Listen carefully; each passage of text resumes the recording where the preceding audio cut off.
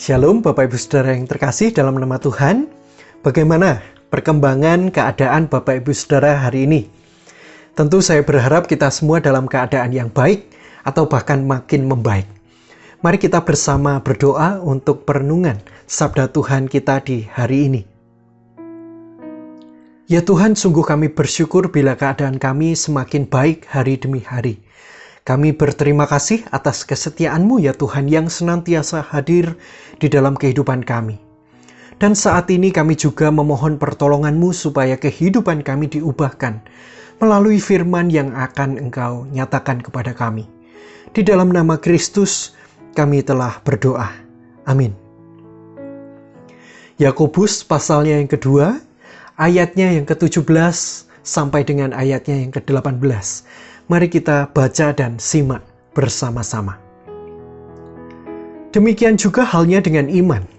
Jika iman itu tidak disertai perbuatan, maka iman itu pada hakikatnya adalah mati. Tetapi mungkin ada orang yang berkata, "Padamu ada iman dan padaku ada perbuatan." Aku akan menjawab dia, "Tunjukkanlah kepadaku imanmu itu tanpa perbuatan, dan aku akan menunjukkan kepadamu imanku dari perbuatan-perbuatanku." Demikianlah firman Tuhan. Bapak Ibu Saudara yang terkasih dan mengasihi Tuhan, ada sebuah pepatah yang mengatakan, orang bijak akan malu jika ucapannya lebih baik dari tindakannya. Apa sejatinya makna dari pepatah ini, saudara-saudara? Secara cepat dalam pemahaman kita diingatkan akan pentingnya keselarasan antara perkataan dan perbuatan. Pentingnya kesatuan di antara perkataan dan perbuatan. Betapa malunya kita bila keindahan rangkaian perkataan kita itu tidak tercermin di dalam perilaku kita sehari-hari. Atau mungkin yang lebih parah lagi adalah sudah ucapannya tidak baik, tindakannya atau perilakunya juga tidak karuan, jauh dari etika atau prinsip moral Kristiani. Wah, ini malah jauh lebih tidak baik lagi, saudara. Saya meyakini bahwa perkataan atau pesan dari pepatah ini, saudara, tidak hanya berguna bagi orang-orang tertentu saja. Misalnya, kepada para pemimpin negara kita, pejabat daerah, atau orang-orang yang berperan sebagai tokoh publik. Pesan dari pepatah ini sangat berguna, saudara, bagi siapapun di dalam peran kita masing-masing. Yang sangat jelas bagi kita saat ini adalah bahwa kehidupan itu sejatinya adalah soal praksis. Praksis itu artinya menyatunya antara kata dengan perbuatan. Antara apa yang diucapkan dengan apa yang diperbuat itu selaras, sejalan, atau sama. Kata-kata tidak mengkhianati perbuatan, sebaliknya perbuatan juga tidak mengkhianati perkataan. Itulah praksis, saudara. Di dalam kehidupan beriman yang kita jalani, salah satu prinsip yang selalu ditekankan di dalam ajaran kita adalah bahwa pentingnya sebuah praksis iman, di mana iman itu menyatu di dalam kata maupun perbuatan kita sebagai manusia, saudara. Tidak dapat dipisahkan, juga tidak boleh dipisahkan satu dengan yang lain.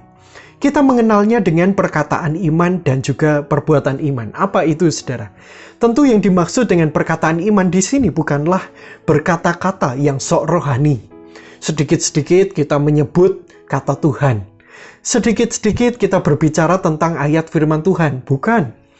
Perkataan iman itu lebih dari sekedar kata-kata rohani, saudara.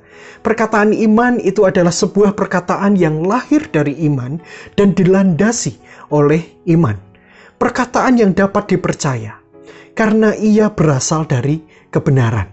Apa yang dikatakan itu tidak berasal dari kebohongan atau kepura-puraan.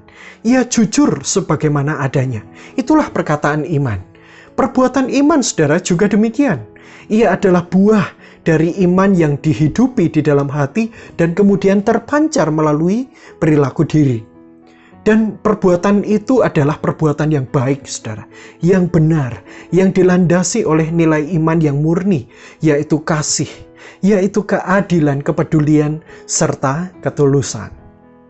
Bapak Ibu Saudara yang terkasih dalam nama Tuhan, di dalam Surat Yakobus yang telah kita baca tadi bersama, di sana dinyatakan bahwa iman dan perbuatan itu pada hakikatnya adalah satu atau menyatu.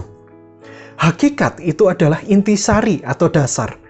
Jadi ingin dikatakan di sana bahwa pada dasarnya iman dan perbuatan itu adalah satu adanya. Tidak mungkin ia dapat berdiri sendiri-sendiri, saudara. Oleh karenanya tidak heran bila firman kita itu secara tegas mengatakan bahwa iman yang tidak terwujud di dalam perbuatan, maka iman itu sesungguhnya adalah mati. Tidak hidup. Tidak hidup di sini secara tidak langsung juga bisa diartikan sebagai tidak ada. Ketika ada seorang yang kita kasih meninggal, saudara, ya, apa yang biasa kita katakan? Kita mengatakan, oh, dia telah tiada. Dia sudah tidak ada, begitu kan ya? Itu artinya, saudara, bila kita tidak mewujud nyatakan iman di dalam perkataan maupun perbuatan kita tidak sungguh-sungguh beriman. Atau malah lebih lagi, kita tidak memiliki iman itu. Jalan satu-satunya, saudara, supaya iman kita ini tidak menjadi abstrak, atau supaya iman kita ini menjadi real, nyata, adalah dengan cara melakukannya. Kita tidak akan dapat menunjukkan iman itu tanpa adanya perbuatan. Perbuatan yang seperti apa, saudara? Banyak. Bukan hanya soal peduli terhadap orang atau dunia sekitar, tetapi lebih daripada itu semua. Zaman-zaman seperti sekarang ini, saudara, memang sungguh memprihatinkan, apalagi soal kehidupan beriman. Dalam pandemi seperti sekarang ini, iman kita ini ada dua pilihan. Semakin merosot benar, atau malah semakin bertumbuh dengan benar. Kita dikelilingi oleh tantangan yang besar, saudara. Saya mengingat ada seorang pendeta yang pernah mengatakan kepada saya, makin kesini, makin banyak orang itu ingin bertuhan, namun dia tidak mau beragama. Bertuhan tanpa mau beragama. Ini sedang marak, saudara, di masa-masa seperti ini. Mengakunya beriman, tetapi ia tidak serius dengan kehidupan imannya. Mengakunya beriman, tetapi ia tidak mau mengubah dirinya atau tidak serius dengan persoalan hidupnya. Mengakunya beriman, tetapi ia melupakan hak dan kewajiban. Mengakunya beriman, tetapi dia melupakan jati dirinya sebagai pengikut Kristus. Beberapa tahun lalu saya mengingat ada seorang remaja yang bertanya dengan sangat serius kepada saya, dapatkah seseorang itu beriman tanpa ia berdoa, tanpa ia merenungkan firman Tuhan, bahkan tanpa ia bergereja atau berkomunitas? Bisa nggak, Kak? Gitu ya. Dapatkah seorang beriman itu tanpa melakukan itu semua? Saya menjawab, saudara, tentu tidak bisa. Itu mustahil. Ketika ia tidak terpancar di dalam perbuatan sebagai buah dari imannya, maka iman itu hakikatnya adalah mati.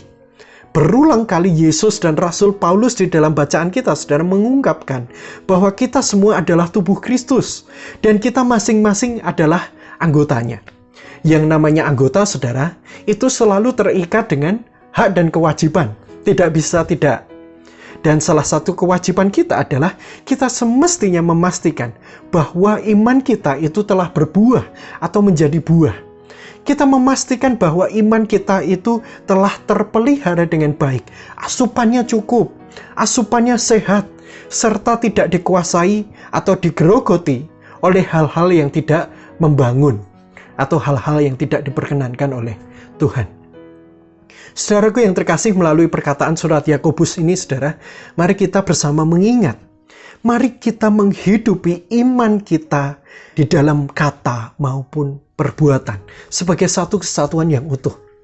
Apa yang kita katakan maupun lakukan adalah sesuatu yang baik, penuh kasih, penuh ketulusan, penuh kejujuran, tidak mencelakakan orang lain.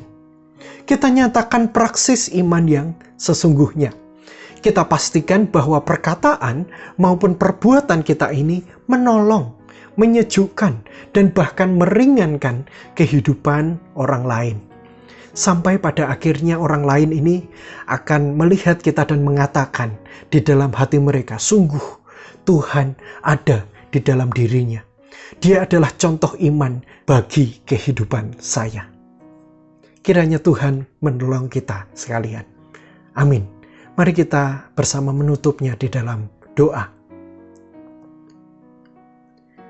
Ya Kristus yang baik, sudilah kiranya Engkau menanamkan firman ini di dalam kehidupan kami. Engkau berharap kepada setiap kami supaya iman kami tidak tersembunyi dan tidak terlihat, melainkan sebaliknya ya Tuhan.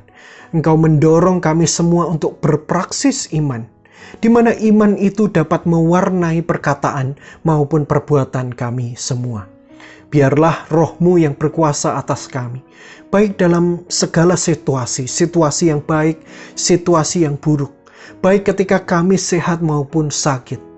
Kiranya iman kami tetap dan bahkan semakin terpancar hari demi hari. Di dalam Kristus kami telah berdoa. Amin. Tuhan memberkati kita.